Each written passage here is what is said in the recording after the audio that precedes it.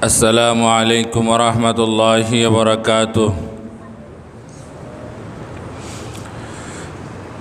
إن الحمد لله نحمده ونستعينه ونستغفره ونؤمن به ونتوكل عليه ونعوذ بالله من شرور أنفسنا ومن سيئات أعمالنا من يهده الله فلا مضل له ومن يضلله فلا هادي له وأشهد أن لا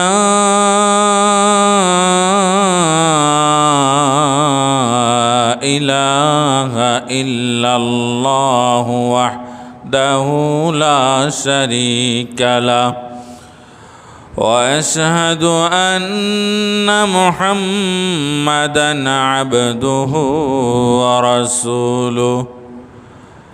أما بعد فقد قال الله تعالى في كلامه المجيد وفرقانه الحميد. أعوذ بالله من الشيطان الرجيم.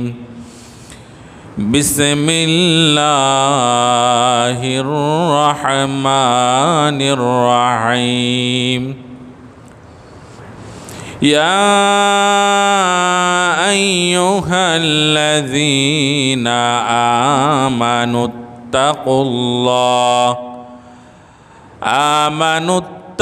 الله وكونوا مع الصادقين. صدق الله العظيم. إن الله وملائكته يصلون على النبي يا أيها الذين آمنوا صلوا عليه وسلموا تسليما. اللهم صل على سيدنا مولانا محمد وعلى آل سيدنا مولانا محمد. اللهم صل على سيدنا مولانا محمد وعلى آل سيدنا মাওলানা মুহাম্মদ। সমস্ত প্রশংসা নিবেদন করছি সেই মহান আল্লাহ রাব্বুল ইজ্জতুল জালালের, যে মহান আল্লাহ রাব্বুল ইজ্জতুল জালাল আমাদেরকে তার ইবাদত করার জন্য, পবিত্র জুমার সালাত আদায় করার জন্য প্রতি শুক্রবারের ন্যায় আজকেও বাড়িয়ারটেক জামে মসজিদে যথাসময়ে এসে উপস্থিত হওয়ার তৌফিক দান করেছেন। সেজন্য আমরা খুশি হয়ে কালেমাতুশ শুকর আদায় করি, বলি আলহামদুলিল্লাহ। দরুদ ও সালাম পেশ করছি আখির নবী রাহমাতুল্লিল আলামিন নবিয়ুনা সাইয়্যিদুনা মুহাম্মদ মুস্তাফা সাল্লাল্লাহু আলাইহি ওয়াসাল্লামের প্রতি। পরকালে নাজাত পাবে কারা, মুক্তি পাবে কারা, এই বিষয়ে আল্লাহ পাক রব্বুল আলামিন সূরাতুশ শুআরার 88 এবং 89 নম্বর আয়াতের মধ্যে বলেছেন, ইয়াউমা লা ইয়ানফাউ মালু ওয়ালা বানুন। পরকালে সন্তান কোনো কাজে আসবে না, সম্পদ কোনো কাজে আসবে না। সম্পদ দিয়ে কেউ মুক্তি পাবে না, জান্নাতে যেতে পারবে না। সন্তানের আধিক্যতা দিয়ে কেউ জান্নাতে যেতে পারবে না, সন্তানের বড়াই করে কেউ জান্নাতে যেতে পারবে না। তাহলে কারা জান্নাতে যাবে? আল্লাহ পাক রব্বুল আলামিন এরপরের আয়াতের মধ্যে বলেছেন, ইল্লা মান আতাল্লাহা বিকলবিন সালিম। আমার ওই সমস্ত বান্দারা জান্নাতে যেতে পারবে যারা আমার নিকট কলবে সালিমের অধিকারী হয়ে আসতে পারবে। পুত পবিত্র আত্মা নিয়ে, হৃদয় নিয়ে যারা আমার কাছে আসতে পারবে, কেবল ওই সমস্ত আমার বান্দারাই জান্নাতে যেতে পারবে, মুক্তি পাবে। বলি সুবহানাল্লাহ। সূরা আবাসার 34 নম্বর আয়াত থেকে 37 নম্বর আয়াতের মধ্যে আল্লাহ সুবহানাহু ওয়া তাআলা পরকালের ভয়াবহতা উল্লেখ করে বলেছেন, ইয়াউমা ইয়াফিরুল মারউ মিন আখিহি। পরকালে মানুষ তার ভাই থেকে পালাবে, ভাই ভাইকে চিনবে না, ভাই ভাইকে অস্বীকার করবে। এত স্বীকার করার টাইম নাই, সবাই নাফসি নাফসি বলবে, হায় আমার কি হবে, কি হবে, আমি বাঁচলেই হবে, আমি জান্নাতে গেলেই হবে, কে জাহান্নামে গেল না গেল ওইটা আমার জানার দরকার নাই। সবাই আত্মকেন্দ্রিক হয়ে যাবে। এখানে স্যাক্রিফাইসের কিছু নাই যে আমাকে জাহান্নামে দেন আর অমুককে জান্নাতি দেন, না। আল্লাহ বলছেন, ইয়াউমা ইয়াফিরুল মারউ মিন আখিহি। মানুষ তার ভাই থেকে পালাবে, ভাই ভাইকে চিনবে না, ভাই তার ভাইকে অস্বীকার করবে। ওয়া উম্মিহি ওয়া আবিহি। মানুষ তার মা থেকে পালাবে, বাবা থেকে পালাবে। মানুষ তার মাকে চিনবে না, বাবাকে চিনবে না, মা বাবা তাদের সন্তানকে চিনবে না, চিনার মতো মন মানসিকতা থাকবে না। যখন রাসূলুল্লাহ সাল্লাল্লাহু আলাইহি ওয়াসাল্লাম বললেন, হাসরের ময়দানে মানুষকে উলঙ্গ করে ওঠানো হবে, এই কথা শুনে আয়েশা রাদিয়াল্লাহু তাআলা আনহা বললেন, হে আল্লাহর রাসূল সাল্লাল্লাহু আলাইহি সাল্লাম, উলঙ্গ করে ওঠালে কি আমাদের লজ্জা লাগবে না? আমরা কি বিব্রত বোধ করব না? রাসূলুল্লাহ সাল্লাল্লাহু আলাইহি ওয়াসাল্লাম বললেন, আয়েশা রে, ওই কঠিন মুহূর্তে মানুষ নিজেকে নিয়েই ব্যতিব্যস্ত থাকবে। কোনো মানুষের চিন্তার মধ্যে বিন্দুমাত্র কাজ করবে না কে কিভাবে আছে, ওদিকে বিন্দুমাত্র মনোযোগ থাকবে না, এরকম পরিস্থিতি বিরাজ করবে। এই জন্য আল্লাহ পাক রব্বুল আলামিন আমাদেরকে স্মরণ করিয়ে দিচ্ছেন, আত্মা পবিত্র করে পরকালে যাও, আল্লাহর সাথে সাক্ষাৎ করো, মৃত্যুবরণ করো, দুনিয়ার জীবন যাপন করো আত্মা পরিশুদ্ধ করে। অন্যথায় সন্তান সন্ততি ধন সম্পদ দিয়ে তুমি মুক্তি পাবা না। ইয়াউমা ইয়াফিরুল মারউ মিন আখিহি ওয়া উম্মিহি ওয়া আবিহি। মানুষ তার ভাই থেকে পালাবে, মা থেকে পালাবে, বাবা থেকে পালাবে। ওয়া সাহিবাতিহি ওয়া বানি। মানুষ তার সঙ্গী থেকে পালাবে। ওয়া বানি, সন্তান থেকে পালাবে। ইয়াউমা ইয়াফিরুল মারউ মিন আখিহি ওয়া উম্মিহি ওয়া সাহিবাতিহি ওয়া বানি লিকুল্লি ইমরিইম মিনহুম ইয়াউমাইযিন শাআনুন ইউগনি। প্রত্যেকেই নিজেকে নিয়ে ব্যতিব্যস্ত থাকবে, নাফসি নাফসি করবে। স্বয়ং নবী রাসূলগণ নাফসি নাফসি করবে, কেবল আমাদের নবী ব্যতীত। বলি সুবহানাল্লাহ। আমাদের নবী উম্মতি উম্মতি বলবে। ওই সমস্ত মানুষেরাই রাসূলুল্লাহ সাল্লাল্লাহু আলাইহি ওয়াসাল্লামের শাফায়াত লাভ করতে পারবে, যাদের কলবের মধ্যে হিংসা বিদ্বেষ ঘৃণা নাই, শিরকের সাথে যাদের সম্পর্ক নাই, নিফাকের সাথে যাদের সম্পর্ক নাই, পুত পবিত্র আত্মা নিয়ে যারা যেতে পারবে, তারাই রাসূলুল্লাহ সাল্লাল্লাহু আলাইহি ওয়াসাল্লামের শাফায়াত লাভ করতে পারবে। আমরা যেন পরকালে রাসূলুল্লাহ সাল্লাল্লাহু আলাইহি ওয়াসাল্লামের শাফায়াত লাভ করতে পারি, সেই রকম জীবনযাপন যেন আমরা করতে পারি। আল্লাহ তাআলা যেন আমাদেরকে সেই রকম জীবনযাপন করার তৌফিক দান করেন। আমরা বলি আল্লাহুম্মা আমিন। অন্তরকে দূষিত করে আল্লাহর কাছে গেলে কোনো লাভ নাই। এই জন্য আল্লাহ পাক রব্বুল আলামিন কোরআনের মধ্যে বলেছেন, ওয়ালাকাদ যারা'না লিজাহান্নামা কাসীরাম মিনাল জিন্নি ওয়াল ইনস। মানুষ এবং জিন জাতির মধ্যে এরকম অনেক মানুষ এবং জিন জাতি রয়েছে যাদের জন্য আমি আল্লাহ জাহান্নামকে অবধারিত করে রেখেছি। তাদের জন্য জাহান্নাম আবশ্যক হয়ে গিয়েছে, তাদের জন্য জাহান্নাম প্রস্তুত করে রাখা হয়েছে।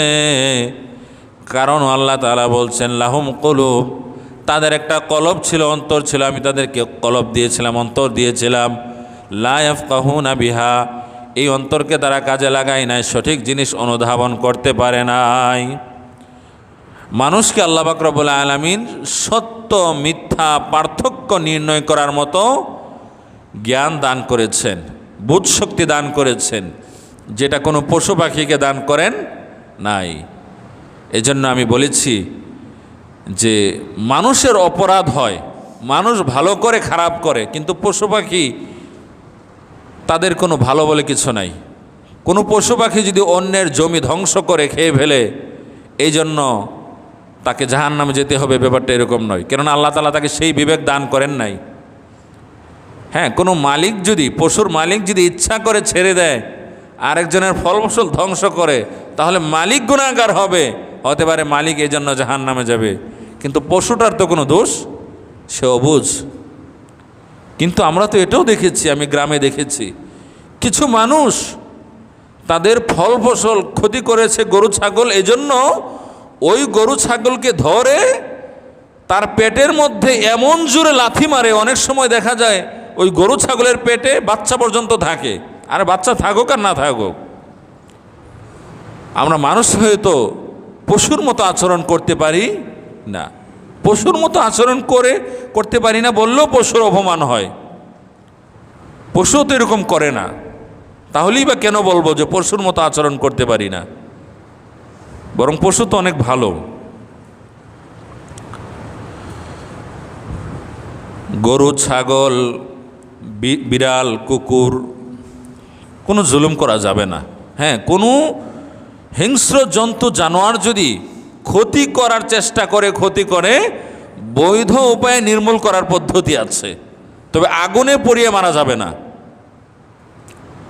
হাদিসে আছে, আগুনে কেবল তিনিই পোড়াতে পারেন যিনি আগুনের মালিক, কিন্তু কোনো সৃষ্টি অন্য কোনো সৃষ্টিকে আগুনে পোড়াতে পারে না। এটা মারাত্মক গুনাহ। যেটা বললাম, বেড়াল কুকুর যদি বা কোনো হিংস্র জন্তু জানোয়ার যদি মানুষের ক্ষতি করে, তার ক্ষতি থেকে বাঁচার জন্য বিভিন্ন পন্থা অবলম্বন করার কথা বলা আছে। কিন্তু কোনো কারণ ছাড়া, অকারণে বা ছোট একটা কারণকে বিশাল বড় কারণ মনে করে নিরীহ একটা জন্তু জানোয়ারকে ক্ষতি করার কোনো অধিকার আল্লাহ এবং তার রাসূল দেয় নাই। একটা কুকুর হয়তোবা একটা মুরগির বাচ্চা খেয়ে ফেলেছে, এই জন্য তো তার পা ল্যাংড়া করে দেওয়া, লোলা করে দেওয়া, মাথার মধ্যে আঘাত করা, জখম করা, এটা উচিত নয়। এরকমও আমরা দেখেছি, এগুলো এত বেশি কষ্ট দেয় যে কুকুর বাচ্চা জন্ম দিয়েছে, বাচ্চা আছে, বাচ্চাকে দুধ খাওয়াবে, এজন্য তো তাকে নিজেও খেতে হবে।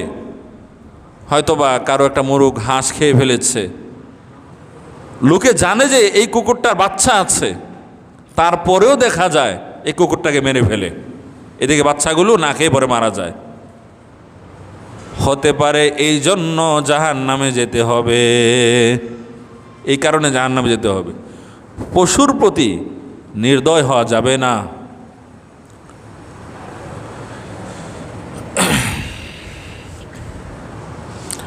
আল্লাহ বলছেন, ওয়ালাকাদ যারা'না লিজাহান্নামা কাসীরাম মিনাল জিন্নি ওয়াল ইনস।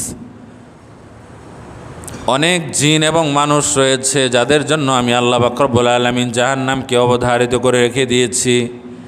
কারণ আল্লাহ তাআলা বলছেন, লাহুম কুলুব, তাদের কলব আছে, অন্তর আছে, সঠিক জিনিস বোঝার শক্তি আমি তাদেরকে দিয়েছি। লা ইয়াফকাহুনা বিহা, তারা কি বুঝে না, বুঝতে চায় না। ওয়ালাহুম আ'য়ুন লা ইউবসিরুনা বিহা, তাদের চক্ষু আমি দান করেছি, তারা সঠিক জিনিস দেখতে পায় না, খারাপ জিনিস দেখে, ভালো জিনিস দেখে না। যে জিনিসগুলো দেখতে নিষেধ করেছি সেগুলো দেখে। ওয়ালাহুম আযানুন লা ইয়াসমাউনা বিহা, তাদেরকে আমি কান দান করেছি, সঠিক জিনিস শোনে না, ভালো জিনিস শোনে না, খারাপ জিনিস শোনে, গান বাজনা শোনে, নাটক সিনেমা দেখে, চক্ষুর ক্ষতি করে, কানেরও ক্ষতি করে। আল্লাহ তাআলা বলছেন উলাইকা কাল আনআম, এই সমস্ত জিন এবং মানুষেরা, কাল আনআম তারা হচ্ছে পশু, চতুষ্পদ জন্তু, বালহুম আদল, বরং তার চাইতে নিকৃষ্ট। কেননা চতুষ্পদ জন্তুকে আল্লাহ তাআলা ভালো মন্দ বোঝার কোনো ক্ষমতাই দান করেন নাই। যেহেতু মানুষকে ভালো মন্দ বোঝার ক্ষমতা দান করেছেন, এই ক্ষমতাকে কেউ যদি প্রয়োগ না করে, আল্লাহ তাআলা বলছেন তারা হচ্ছে চতুষ্পদ জন্তুর চেয়ে নিকৃষ্ট। উলাইকা হুমুল খাসিরুন, তারা ক্ষতিগ্রস্ত, তারা জাহান্নামী।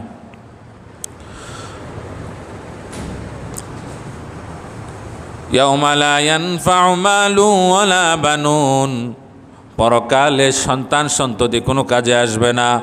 ইল্লা মান আতাল্লাহা বিকলবিন সালিম, কলবে সালিমের অধিকারী হয়ে যারা আল্লাহর কাছে উপস্থিত হতে পারবে তারাই কেবল নাজাত পাবে, জান্নাতে যেতে পারবে। সুবহানাল্লাহ বলি। তো কলবকে 3 ভাগে ভাগ করা হয়েছে, যেটা গত শুক্রবারে বলেছিলাম। আল কলবুস সালিম, সুস্থ কলব, যার উদাহরণ আমি দিলাম যে পুত পবিত্র আত্মা নিয়ে আল্লাহর কাছে যেতে পারলে মুক্তি পাওয়া সম্ভব। আল কলবুল মারিদ, রোগাক্রান্ত কলব। আল কলবুল মানে মাইয়িত, মৃত্যু কলব। তো এই কলবগুলো যে রোগাক্রান্ত হয় অনেকগুলো কারণে হয়, তবে প্রধান কিছু কারণ রয়েছে, কিতাবের মধ্যে এসেছে। প্রধান কারণের অন্যতম কারণ হচ্ছে ফজলুল কালাম, তথা অতিকথন, বাচালতা করা, সব সময় প্রয়োজন ছাড়া কথা বলা। কেননা প্রয়োজন ছাড়া কথা বললে গীবত, শিকায়েত, অনেক কিছু হয়ে যায়। আল্লাহ পাক রব্বুল আলামিন মানুষকে যতগুলো নিয়ামত দান করেছেন তার মধ্যে অন্যতম একটি নিয়ামত হচ্ছে মানুষের মুখ, কথা বলার শক্তি, বাকশক্তি। অত্যন্ত গুরুত্বপূর্ণ একটি নিয়ামত হচ্ছে মুখ। এর মাধ্যমে মানুষ কথা বলে থাকে, মনের ভাব প্রকাশ করে থাকে, আল্লাহর শুকরিয়া আদায় করে। কিন্তু এই মুখের সঠিক ব্যবহার যারা করে না, সব সময় অনবরত দোকানপাটে বিভিন্ন জায়গায় কথা বলতেই থাকে, তাদেরই ভুল হয়, তারাই পরে লজ্জিত হয়। কিতাবের মধ্যে এসেছে মুনাফিকরা আগে কথা বলে পরে চিন্তা করে, লজ্জিত হয়। আর মুমিনরা তারা হচ্ছে বিচক্ষণ, আগে চিন্তা করে পরে কথা বলে। অনেকে দেখেন না, ভাইরাল হওয়ার ধান্দায় মনে যা চায় তাই বলে, এরপরে ঠিকই ভাইরাল হয় কিন্তু অপমান হয়, ভুয়া কথা ছড়ায়, আদৌ যেটা ঘটে নাই সেটা বলে। এরা লাঞ্ছিত হয়, এরা দুনিয়াতেও লাঞ্ছিত, পরকালেও লাঞ্ছিত। এখন এমন একটা সময় এসেছে, আমরা এমন একটা সময় অতিবাহিত করছি, মানুষ অনেক কাজ করে শুধুমাত্র শো অফ করার জন্য, মানুষকে দেখানোর জন্য। এক একজনের কাজের ধরন এক এক রকম। কিছু মানুষ তো একটা মরিচের চারা লাগাতে গেলেও একটা ভিডিও করে ছেড়ে দেয়, এটা কতটুকু বড় হলো, কখন আনলাম, কখন রান্না করলাম, সব কিছু মানে যেন ছেড়ে দিতে হয়। গত কয়েকদিন আগে দেখেছেন, এটা নিয়ে খুব কথাবার্তা হচ্ছে যে কিছু মানুষ মৌলবী ধরনের, যাদের চুল বড় বড় তাদের চুল কেটে দিচ্ছে আর ভিডিও করছে। এদেরও অধিকাংশ হচ্ছে ভিউ ব্যবসায়ী। এই ভিউ ব্যবসা করতে গিয়ে এগুলো করে, মানুষের অধিকার খর্ব করে। ঠিক আছে, যারা এই ধরনের জীবনযাপন করে, একদম পাগল যদি হয় তাহলে সেটা করা যেতে পারে, কিন্তু একজন পাগল না, তার বেশি এরকম, তার মতবাদ এরকম যে চুল বড় সে রাখবে। এখন জোর করে প্রভাব খাটিয়ে ভিডিও করে ভিউ ব্যবসা করার জন্য ইসলামের নাম দিয়ে এই কাজগুলো যারা করছে, অনেক ক্ষেত্রে তারা বরং ক্ষতি করছে। মানুষকে বোঝাতে হবে, ভালোভাবে, কিন্তু জোর করে তাও আবার ইসলামের জন্য মনে হয় না, তাদের বাহ্যিক যত কর্মকাণ্ড ইসলামের জন্য মনে হয় না, এগুলো দেখে মানে মানুষ যাতে দেখে আর ভিউ ব্যবসা করার জন্য।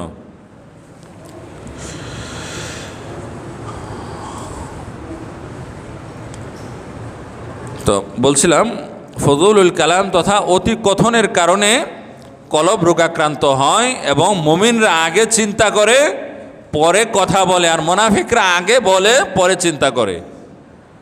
এবং অতি কথনের কারণে কত কিছুই তো হয়ে গেল, ঠিক না? আমরা তো আমাদের সামনেই সেগুলো উপস্থিত। হ্যাঁ, অতি কথা বলতে গিয়ে নেতা তার পদ হারায়, সারা জীবন একনিষ্ঠভাবে কাজ করেছে, দুর্নীতিও করে নাই, ভালো, কিন্তু একটা ফালতু কথা বলে ফেলেছে, সারা জীবনের অর্জন শেষ হয়ে যায়। আছে না নাই? অনেক গ্রহণযোগ্য মানুষ, কিন্তু চিন্তা ভাবনা না করে একটা কথা বলেছে, যার কারণে দলের ভাবমূর্তি নষ্ট হয়েছে, দল বহিষ্কার করে দিয়েছে। এজন্য এটা আমি আমার নিজেকেও বলছি, এমন নয় যে আমার কোনো ভুল হয় না, সবাইকেই বলছি, আমি নিজে সহ, আমরা কথা বলার আগে চিন্তা ভাবনা করে কথা বলবো, যাতে করে মুমিনের লক্ষণ প্রকাশিত হয়। আগে চিন্তা করে পরে কথা বলবো, এটা মুমিনের লক্ষণ। আর মুনাফিকের লক্ষণ হচ্ছে আগে কথা বলার পরে চিন্তা করে কি বললাম না বললাম। শুনুন, জিহ্বার ক্ষমতা বলা হয়েছে এটা ছোট একটা অঙ্গ, কিন্তু এর প্রভাব অনেক বেশি।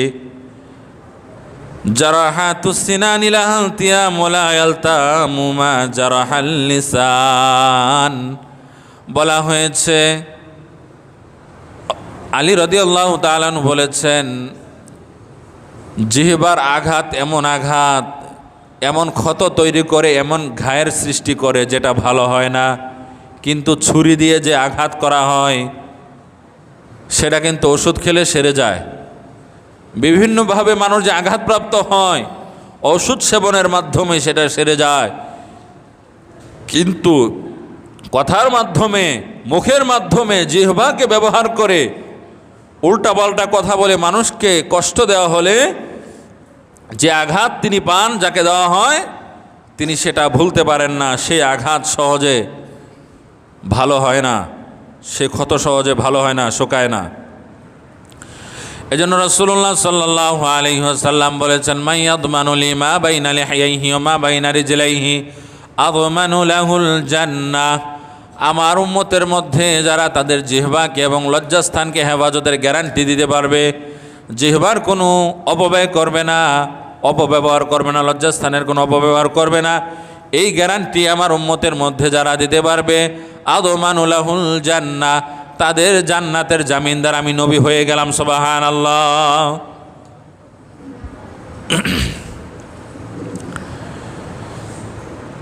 এরপরে আরেকটা হাদিস আছে, রাসূলুল্লাহ সাল্লাল্লাহু আলাইহি ওয়াসাল্লাম বলেছেন, মান কানা ইউমিনু বিল্লাহি ওয়াল ইয়াউমিল আখির, তোমাদের মধ্যে যারা আল্লাহকে বিশ্বাস করে, পরকালকে বিশ্বাস করে, ফালইয়াকুল খায়রা, তাদের যদি কথা বলতে হয় তারা যেন ভালো কথা বলে, আও লিয়াসমুত, অন্যথায় তারা যেন চুপ থাকে।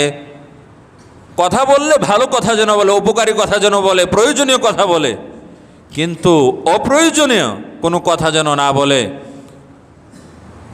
ভালো কথা বলবে, অন্যথায় আউল ইয়াসমুত, চুপ থাকবে। মান সামাতা নাজা, হাদিসে এসেছে, আল্লাহর হাবিব সাল্লাল্লাহু আলাইহি ওয়াসাল্লাম বলেছেন, যে চুপ থাকে সে মুক্তি পায়, যে মেপে মেপে কথা বলে সে বিপদে কম পড়ে, যে বকবক করে নিজের পণ্ডিতি জাহির করতে যায় সেই অপমান হয়, তার মূর্খতা প্রকাশিত হয়, লজ্জিত হতে হয়।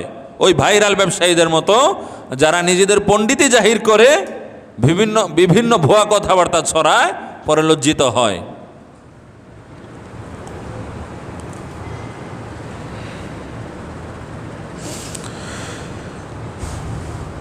কিছু মানুষ আছে জবানকে খারাপ কাজে ব্যবহার করে, জবান দিয়ে শিরিক করে, শিরকি কথাবার্তা বলে, মানুষকে গুমরাহের দিকে আহ্বান করে। এদের ব্যাপার আল্লাহ তাআলা বলছেন, ওয়া মিনান নাসি মান ইউজিবুকা কাউলুহু ফিল হায়াতিদ দুনিয়া ওয়া মিনান নাস, আর মানুষের মধ্যে এরকম অনেক মানুষ রয়েছে, মান ইউজিবুকা কাউলুহু ফিল হায়াতিদ দুনিয়া, দুনিয়ার জীবনে তাদের কথাবার্তাগুলো তোমাদেরকে আকৃষ্ট করবে, বাহ্যত অনেক সুন্দর কথাবার্তা বলবে, তোমাদেরকে কথাগুলো আকৃষ্ট করবে। আমরা আকৃষ্ট হই না? হই তো। ওই ভণ্ডদের কথাবার্তায়ও তো আমরা আকৃষ্ট হই, চোখের পানি ফেলে দেই। এই জন্য তো সেটা সঠিক হতে পারে না। শুনুন একটা হাদিস। একবার রাসূলুল্লাহ সাল্লাল্লাহু আলাইহি ওয়াসাল্লাম সাহাবীদেরকে নিয়ে কোথাও যাচ্ছিলেন, তিনি দেখতে পেলেন এক ইহুদি তার অনুসারীদের সামনে ভাষণ দিচ্ছে। এত সুন্দর করে ভাষণ দিচ্ছিলেন যে স্বয়ং রাসূলুল্লাহ সাল্লাল্লাহু আলাইহি ওয়াসাল্লাম ওই ইহুদির প্রশংসা করলেন যে সে ভালো ভাষণ দিচ্ছে। ইন্না মিনাল বায়ানি লা সিহরান, নিশ্চয় কিছু কিছু বয়ান রয়েছে, ভাষণ রয়েছে যেগুলো জাদুর ন্যায় আকৃষ্ট করে মানুষকে। ভাষণের প্রভাব আছে। পৃথিবীর ইতিহাসে অনেক ভাষণ রয়েছে, যেই এক ভাষণে দেশ স্বাধীন হয়ে গিয়েছে, এক ভাষণে দৃশ্যপট ভিন্ন রকম হয়ে গিয়েছে, এক ভাষণে গণ অভ্যুত্থান হয়ে গিয়েছে। তো মুখের তো গুরুত্ব আছে। কথা শুনে মানুষ জীবনও দিয়ে দিতে পারে, কথা এরকম। তো রাসূলুল্লাহ সাল্লাল্লাহু আলাইহি সাল্লাম ওই ইহুদির কথা শুনে অস্বীকার করেন নাই। তিনি বলেছেন তার কথা সুন্দর, যদিও অনেক ভুলভাল কথাবার্তা বলছে এবং সেই ইহুদি, কিন্তু কথা বলার এটার পাওয়ার আছে। ইন্না মিনাল বায়ানি লা সিহরান, নিশ্চয় কিছু কিছু বয়ান ভাষণ যার মধ্যে রয়েছে জাদুর মতো প্রভাব। কোরআনের যে আয়াতটা আমি একটু আগে আপনাদের সামনে উপস্থাপন করলাম, আল্লাহ তাআলা যেখানে বলেছেন ওয়া মিনান নাসি মান ইউজিবুকা কাউলুহু ফিল হায়াতিদ দুনিয়া, আর মানুষের মধ্যে অনেক মানুষ রয়েছে দুনিয়ার জীবনে যাদের কথাবার্তা তোমাদেরকে আকৃষ্ট করবে। বাহ্যত কথাবার্তার মধ্যে অনেক উপকরণ রয়েছে। ওয়াইশহিদুল্লাহ আলা মা ফি কলবি, এবং কথাবার্তা বলতে গিয়ে তারা আল্লাহকে সাক্ষী রাখে, কথায় কথায় কসম খায় যাতে করে তাদের কথাগুলো মানুষ শোনে। মিথ্যা কথা বলে কসম খায়, শপথ করে। আল্লাহ বলছেন ওয়া হুয়া আলাদ্দুল খিসাম, এরা বড় খারাপ মানুষ, এরা বড় ঝগড়াটে, এদের কথা শোনা যাবে না, এদের কথা শোনা যাবে না। তো এক নম্বর কারণ আমরা জানলাম ফজলুল কালাম তথা অধিকথন, বাচালতা। এই বাচালতার স্বভাব যাদের মধ্যে রয়েছে তারা কলবের রোগে আক্রান্ত হয়। কলবে ভালো জিনিস কিভাবে সেভ হবে, সারাদিন বাচালতা করে গীবত শেকায়েত করে তো কলব অপরিষ্কার অপরিচ্ছন্ন হয়ে গিয়েছে, কলবে দাগ পড়ে গিয়েছে। একটা হাদিস তো আমি বলেছিলাম, মানুষ যখন কোনো অপরাধ করে, খারাপ কাজ করে, কলবের মধ্যে একটা দাগ পড়ে যায়, কালো দাগ। এমন নয় যে ছুরি দিয়ে কলব চিরে ফেললে সেটা দেখা যাবে, দেখা যাবে না, এটা একটা আধ্যাত্মিকতার বিষয়। কিন্তু রাসূলুল্লাহ সাল্লাল্লাহু আলাইহি ওয়াসাল্লাম বলেছেন কেউ যদি আবার ভালো কাজ করে, ওই ভালো কাজের কারণে কলবের ওই দাগ আল্লাহ তাআলা মিটিয়ে দেন, সুবহানাল্লাহ। আর ভালো কাজ যদি না করে, অনবরত খারাপ কাজ করেই যায়, তাহলে অনবরত দাগ পড়তে পড়তে পড়তে পড়তে সারা কলবটা একদম কলুষিত হয়ে যায়, কালো হয়ে যায়। ওই মানুষটা শয়তানের আন্ডারে শতভাগ চলে যায়। তখন ওই মানুষটা যা করে যেন শয়তানি করছে, কেননা সম্পূর্ণভাবে সে শয়তানের কাছে পরাস্ত হয়েছে, সে শয়তানের অধীনে আছে। 2 নম্বর হচ্ছে ফজলুন নাজর, অতি দৃষ্টি। চোখ আল্লাহ পাক রব্বুল আলামিনের একটা বিশেষ নিয়ামত। যাদের চোখ নাই, জন্মগতভাবে যারা দৃষ্টিহীন, তারা জানে না যে পৃথিবীটা কীরকম। হ্যাঁ, এরকম যদি হয় যে একজন মানুষ দীর্ঘ সময়, অনেক বছর মানে তিনি চোখে দেখতে পেয়েছেন, এরপরে কোনো কারণে আর চোখে দেখতে পান না, হয় না? বিভিন্ন কারণেই তো হয় আর কি, ওই কারণে না গেলাম হয়।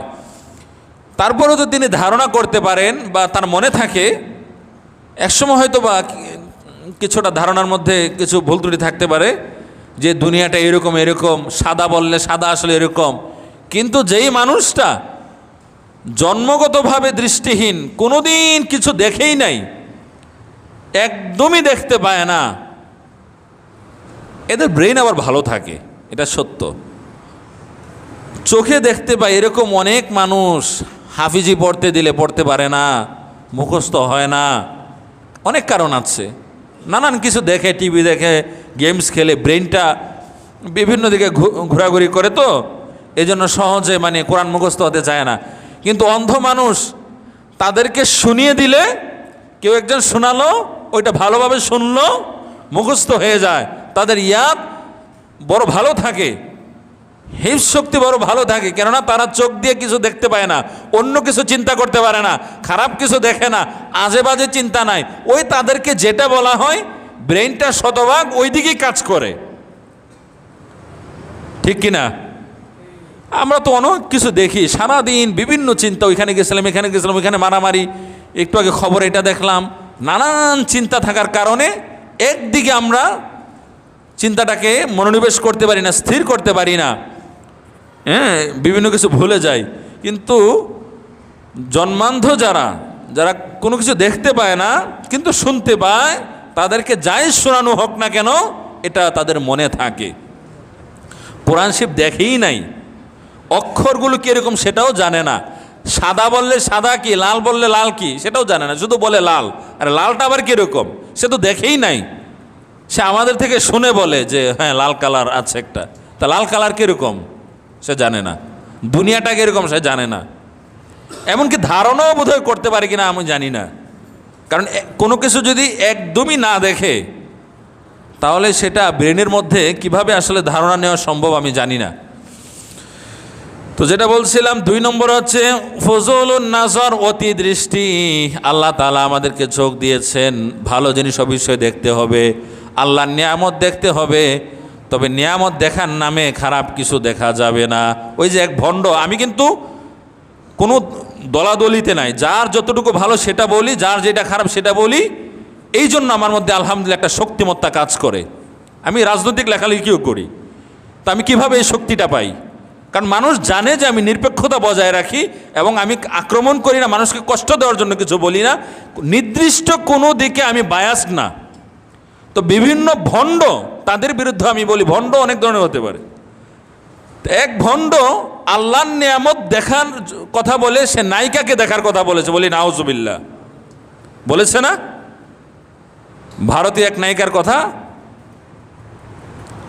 কথা বললে ভুল হতে পারে ভাই, এটা হতে পারে, সবারই হয়, কিন্তু ভুল যদি বেশি হয়, অতিরঞ্জন হয়, অনবরত প্রতিনিয়ত বছরের পর বছর সেটাকে হালকা করে দেখার কোনো উপায় নাই। একটা আছে, হয়ে গেছে, এটা হয় সবারই, মানুষ তো সীমাবদ্ধতা আছে, ছোট বড় ভুল হতে পারে, 1 2 বার 3 বার 4 বারও হতে পারে, কিন্তু না, কিছু মানুষ তো দেখছি দিনের পর দিন, মাসের পর মাস, বছরের পর বছর, এমনকি যুগের যুগ পার হয়ে গেছে, এত বেশি মিথ্যা কথা বলে, মিথ্যা কথা বলতে বলতে জবানটা ধ্বংস করে দিয়েছে। এক ভণ্ড,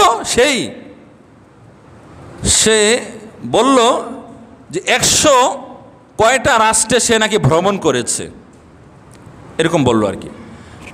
আমি যদি 53টা রাষ্ট্রে ভ্রমণ করে থাকি, মানে আমার কথা বলছি, ধরুন আমার মুখ দিয়ে, মুখ ফসকে 63টা রাষ্ট্রের কথা বেরিয়ে হয়ে আসতে পারে, কিন্তু পারে না, 73টাও আসতে পারে, 53 থেকে 63 73 বলে ফেলেছি।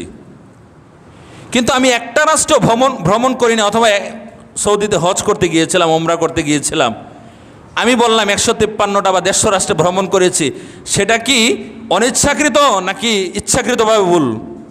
এটা ইচ্ছাকৃত না? তো আমাদেরকে অনেকে বোঝাতে আসে এইগুলো তো হয়ে গেছে মুখ দিয়ে, আরে আমরা বুঝি তো ভাই, আমরা তো এই লাইনের মানুষ।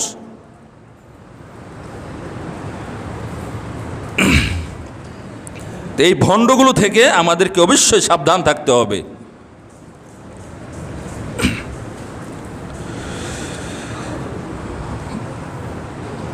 প্রিয় হাজরিন, বলছিলাম চোখের দৃষ্টি, ফজলুন নাজর, অতি দৃষ্টি, এটা খারাপ, খারাপ কিছু দেখা যাবে না। কুল্লিল মুমিনিনা ইয়াগুদ্দু মিন আবসারিহিম ওয়া ইয়াহফাযু ফুরুজাহুম যালিকা আযকা লাহুম ইন্নাল্লাহা খাবীরুম বিমা ইয়াসনাউন।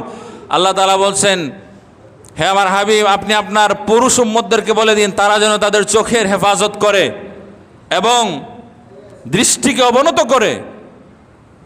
এরপরে বলছেন ওয়াকুল্লিল মুমিনাতি ইয়াগদুন্না মিন আবসারিহিন্না ওয়া ইয়াহফাযনা ফুরুজাহুন্না, হ্যাঁ আমার হাবিব আপনি আপনার নারী উম্মতদেরকে বলে দেন তারা যেন তাদের চক্ষুকে হেফাজত করে, দৃষ্টিকে অবনত করে।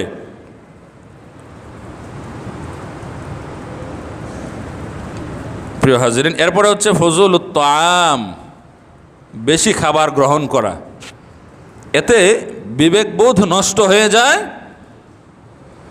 অলসতা কাজ করে এবং ইবাদত করতে মনে চায় না, আল্লাহর জিকির আজগার করতে মনে চায় না, জৈবিক কামনা বাসনা বেশি কাজ করে, খারাপ কুচিন্তা কাজ করে এবং বেশি খাওয়ার মধ্যে আদতে কোনো ফায়দা নাই। আল্লাহ তাআলা বলছেন কুলু ওয়াশরাবু ওয়ালা তুসরিফু, কুলু ওয়াশরাবু ওয়ালা তুসরিফু, তোমরা খাও, তোমাদেরকে নিয়ামত দান করেছি। কুলু ওয়াশরাবু, পান করো, ওয়ালা তুসরিফু, খবরদার খবরদার অপব্যয় করো না, অপচয় করো না। ইন্নাহু লা ইউহিব্বুল মুসরিফিন, নিশ্চয় আল্লাহ পাক রব্বুল আলামিন অপচয়কারীকে পছন্দ করে না, ভালোবাসে না। আরেক জায়গায় আছে সূরা, আরেক জায়গায় আছে আল্লাহ পাক রব্বুল আলামিন বলেছেন ওয়াল্লাযীনা ইযা আনফাকু লাম ইউসরিফু ওয়া লাম ইয়াকতুরু ওয়া কানা বাইনা যালিকা কাওয়ামা। ওয়াল্লাযীনা ইযা আনফাকু, তারাই আমার প্রিয় বান্দা, আনফাকু লাম ইউসরিফু ওয়া লাম ইয়াকতুরু, যারা অপচয় করে না আবার কৃপণতাও করে না, ওয়া কানা বাইনা যালিকা কাওয়ামা, বরং মধ্যম পন্থা অবলম্বন করে। এই জন্য অপচয় করা যাবে না, বেশি বেশি খাওয়া যাবে না, এই সবগুলোই হচ্ছে মানে খারাপ লক্ষণ আর কি। খাবার নষ্ট করাও যাবে না। অনেক সময় দেখা যায় আমরা বিভিন্ন অনুষ্ঠানে গেলে এত বেশি খাবার অনেকে নষ্ট করে, মনে করে যত খাবার নষ্ট করব, একটা রোস্ট কোনো রকম খেলেই তো আরেকটা খাওয়া যাবে, আরেকটা নেওয়া যাবে, আরেকটা নেওয়ার ক্ষেত্র তৈরি করতে হলে একটা কোনো রকম খেয়ে ফেলে দিতে হবে। কিন্তু এই যে আমি কোনো রকম খেয়ে ফেলে দিলাম, হতে পারে এই জন্য আল্লাহ তাআলা অসন্তুষ্ট হয়ে আমার রিজিককে সংকুচিত করে দিতে পারেন, হতে পারে কি না?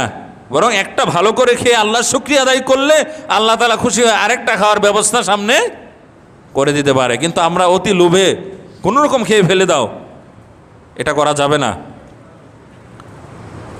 একজন মানুষ যিনি দাওয়াত দিয়েছেন তিনি তো আর এটা বলতে পারেন না, যদিও তিনি ভালো দৃষ্টিভঙ্গি নিয়ে বলতেই পারেন, সচরাচর এটা কেউ বলেও না, কারণ এটা বললে আমরা আবার ভিন্ন ব্যাখ্যা দাঁড় করাবো। তিনি যদি বলেন যে আমরা কেউ অপচয় না করি, হ্যাঁ ভালোভাবে খাই, তাহলে এটা এই যে সুন্দর একটা কথা, ইসলাম সম্মত কথা, যৌক্তিক কথা, এই কথাটাকে তো আমরা 100 জনের মধ্যে 99 জনই ভালোভাবে নেব না, খারাপভাবে এটার বিশ্লেষণ করব, এজন্য কেউ বলেও না। এরপরে 4 নম্বরে হচ্ছে ফজুলুল মুখালাতা, বেশি বেশি সাধারণ মানুষদের সাথে চলাফেরা করা, অপ্রয়োজনে তার সাথে চলাফেরা করা, এটা হচ্ছে কলব রোগাক্রান্ত হওয়ার একটা কারণ। যার তার সাথে চলাফেরা করলে বিভিন্ন খারাপ কথা চলে আসতে পারে, বিভিন্ন খারাপ জায়গা যাওয়ার সম্ভাবনা থাকে, বিভিন্ন খারাপ মানুষের প্রভাবে প্রভাবিত হয়ে কলব নষ্ট হওয়ার সম্ভাবনা কিন্তু থাকে, এটা হয়ে থাকে। এই জন্য কিতাবের মধ্যে এসেছে মানুষকে সাধারণত 4 ভাগে ভাগ করা যেতে পারে, পৃথিবীর মানুষকে প্রধানত, আরও ভাগ থাকতে পারে, প্রধানত 4 ভাগে। তো আমরা তো সামাজিক জীব, মানুষের সাথে চলতে হয়, এটা আমরা অস্বীকার করতে পারবো না। এই জন্য কিতাবের মধ্যে এসেছে মানুষ সাধারণত 4 ভাগে মানুষকে ভাগ করা যেতে পারে। একটা হচ্ছে কাত্তাম, খাদ্যের ন্যায়, আমাদেরকে বাঁচতে হলে খাদ্য খেতেই হবে। আপনি একটা পোশাক ক্রয় করেছেন, আগামী 1 বছরের মধ্যেও যদি আপনি আর পোশাক ক্রয় না করেন, এই জন্য অন্তত আপনি মারা যাবেন না। কিন্তু 1 বছর কি কোনো মানুষ না খেয়ে থাকতে পারবে? একবেলা না খেলেই তো আমাদের অবস্থা অন্যরকম হয়ে যায়, শরীর দুর্বল হয়ে যায়, হ্যাঁ সে জায়গায় ওইটা তো সম্ভবই না। তো কিছু কিছু মানুষ আছে যাদের কাছে আসা যাওয়া জরুরি, মানে খাদ্যের নেই, বাঁচতে হলে যেরকম খাদ্য খেতে হয়, ঠিক আমাদেরকে সুন্দর জীবনযাপনের জন্য কিছু কিছু মানুষের কাছে যেতে হবে, যাওয়া জরুরি। কেননা ওই সমস্ত মানুষের আমাদেরকে আল্লাহর পথে আহ্বান করবে, আল্লাহর দিকে ডাকবে, হ্যাঁ জিকির আজগারের কথা বলবে, তাহলে আমাদের মন নরম হবে। যারা উমরাতে গিয়েছেন, হজে যান, মানুষ ভালো নিয়েতেই তো যায়, বেশিরভাগ মানুষ সুন্দর একটা দৃশ্য, সেখানে গেলে মনটা বিগলিত হয়, যাওয়ার আগে হয়তো বা কত ক্যালকুলেশন থাকে যে আরও পরে যাব কি না, কত কিছু এখন আগে পরে গেলেও তো হতো, এরকম হয়তো বা কখনো কখনো মনে হতে পারে। কিন্তু যাওয়ার পরে সব কিছু দেখার পরে মনে হয় আরও আগে কেন আসলাম না, ঠিক না? তো এরকমই আর কি, ভালো মানুষদের সাথে মিশলে ভালো কাজ করতে মনে চায়, ভালো ভালো কথা শোনা যায়।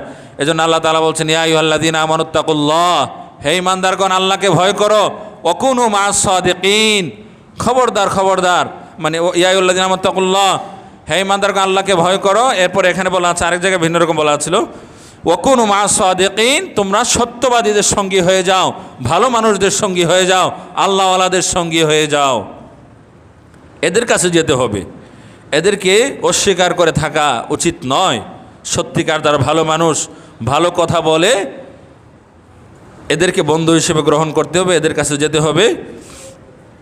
আরেক প্রকার মানুষ আছে কাদ্দাওয়া, ঔষধের ন্যায়। ঔষধ আমরা কতটুকু খাই? যতটুকু প্রয়োজন, তাই না? এমন নয় তো যে ওষুধ আছে জন্য মানে সারাদিন খেতেই থাকি, তা তো নয়।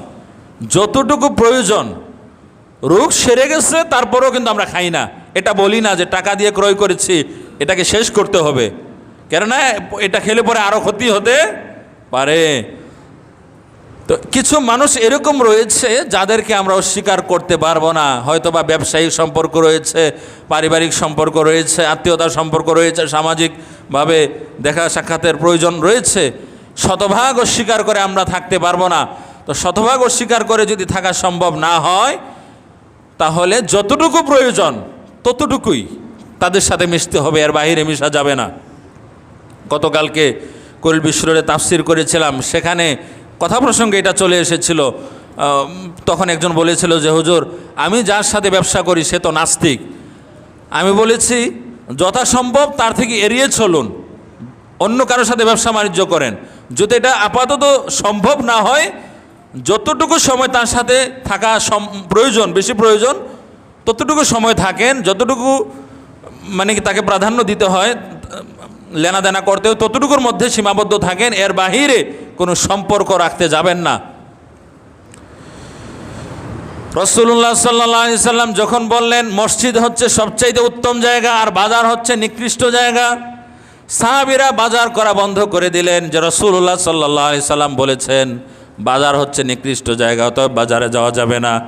রাসূলুল্লাহ সাল্লাল্লাহু আলাইহি সাল্লাম বললেন, সাহাবীরা রে, আমি তো এটা বোঝাই নাই যে বাজারে যাওয়া যাবে না, বাজারে অবশ্যই যেতে হবে, পণ্য ক্রয় করতে হবে, বিক্রয় করতে হবে, ব্যবসা বাণিজ্য করতে হবে, সেটাকে তো আমি অনুৎসাহিত করি না। বাজারকে তুমি অস্বীকার করে চলতে পারবা না। আমার মূল কথা হচ্ছে বাজার খারাপ, সেখানে গীবত শেখায়ত হয়, সব কিছু ঠিক আছে, কিন্তু বাজারে তুমি ততটুকু সময় থাকবা যতটুকু সময় তোমার থাকার প্রয়োজন। ঠিক ওই মানুষগুলি এরকম, যতটুকু সময় তাদেরকে সঙ্গ দিতে হয়, লেনাদেনা করতে হয়, ততটুকুর মধ্যেই সীমাবদ্ধ থাকবে, এর বাহিরে নয়। এরপরে 3 নম্বর হচ্ছে কাদ্দা। এটা হচ্ছে রোগ। আগেরটা তো ঔষধের নিয়ে বলেছিলাম, যতটুকু প্রয়োজন ততটুকু, হ্যাঁ, ওষুধ যতটুকু প্রয়োজন ততটুকু খাই, ওই মানুষগুলোর সাথে যতটুকু প্রয়োজন ততটুকু মিশতে হবে। 3 নম্বরটা হচ্ছে কাদ্দা, রোগ। এদের সাথে মিশলে রোগ হওয়ার সম্ভাবনা রয়েছে। শিরিক বেদাত, মানে রোগ বলতে এখানে শিরিক বেদাত এই ধরনের রোগের কথা বলেছে। এরা ছোটোখাটো শিরিক বেদাতের সাথে সম্পৃক্ত, গান বাজনার সাথে সম্পৃক্ত, বিভিন্ন চাঁদাবাজির সাথে, খুন খারাপের সাথে সম্পৃক্ত। এদের সাথে মিশলে পরে খারাপ প্রভাব নিজের মধ্যে চলে আসতে পারে। দেখা গেছে একজন চোর, সে চুরি করে একটা আইফোন ক্রয় করেছে। আইফোন ক্রয় করে সে যখন সেলফি আপনার সাথে তুলল, এই দৃশ্য দেখে এত ক্লিয়ার দেখা যাচ্ছে, আপনি ধোঁকা খেয়ে ফেলতে পারেন। হাই হাই হাই, আমার এত টাকাও নাই, ক্রয় করতেও পারি না, তুই কেমনে পারলি রে? ওই যে ওইভাবে পারছি আর কি, এই করছি সেই করছি। আপনার যে সরল সহজ মন, ভালো একটা মন, নামাজ পড়েন, আপনি আমিও প্রভাবিত হয়ে যেতে পারি, হতে পারে। এইভাবেই তো মানুষ খারাপ হয়। একটা স্বর্ণের চেন গলার, মহিলার গলা থেকে টান দিয়ে নিয়ে গেলেই 1.5 লক্ষ টাকার চেন, সে 50,000 বিক্রি করলে, এরপরে এই টাকা দিয়ে যদি সে বিভিন্নভাবে চলাফেরা করে, তার পাশে যারা বন্ধুবান্ধব আছে তারা তো এগুলো দেখে প্রভাবিত হয়, এভাবেই তো খারাপ কাজ বাড়তে থাকে। কিছুদিন আগে এক চাঁদাবাজকে ধরলো না, ধরার পরে রিমান্ডে অনেক মাইর দিয়েছে, সে আদালতে বলেছে। তো সে বলেছে গরিব মানুষ তো, লোভকে সংবরণ করতে পারি নাই। তো মানুষ বলেছে তুমি গরিব না, তুমি ছোট লোক। গরিব মানুষ হতেই পারে, গরিব একটা, ছোট লোক আরেকটা। ছোট লোক একজন কোটিপতি, ছোট লোক হতে পারে, ঠিক না? ছোট লোক একটা আর গরিব আরেকটা। গরিব কত মানুষের গরিব, আর ছোট লোক সে শত শত কোটি টাকার মালিকও ছোট লোক হতে পারে, চিন্তা ভাবনা ছোট লোক। তুমি গরিব বলে পার পাওয়ার কোনো সম্ভাবনা নাই, তুমি গরিব বলছো কেন? গরিব তো আমরা অনেকেও। তুমি বলো তো তুমি ছোট লোক। সে চাঁদাবাজি, অনেক চাঁদাবাজি করে পরে সে ধরা পড়েছে আর কি। করে তো অনেকে, সবাই তো আর ধরা পড়ে না। 4 নম্বর হচ্ছে কাসামুম, বিস্তুল্য। এরা বেশি খারাপ, এদের সাথে মিশলে পরে তাড়াতাড়ি এদের প্রভাবে প্রভাবান্বিত হওয়ার সময় সম্ভাবনা থাকে। এরা শিরিক, বেদাত, কুফর এদের মধ্যে রয়েছে। কেউ বা খুন খারাপি, ধর্ষণ এগুলোর সাথে আছে। তো খারাপ মানুষের সাথে চলাফেরা করা যাবে না, ইসলামে নিষেধ আছে। আল্লাহ তাআলা আমাদেরকে সঠিক বুঝ দান করুন, ইসলামের উপর থাকার তৌফিক দান করুন, কলবে সালিমের অধিকারী হয়ে জীবনযাপন করার তৌফিক দান করুন। আমরা বলি আল্লাহুম্মা আমিন। ওয়া আখিরু দাওয়ানা আলহামদুলিল্লাহি রাব্বিল আলামিন। আসসালামু আলাইকুম ওয়া রাহমাতুল্লাহি ওয়া বারাকাতুহু। যারা 4 রাকাত ক্বাবলাল জুমা আদায় করেনি, 4 রাকাত ক্বাবলাল জুমা আদায় করেনি।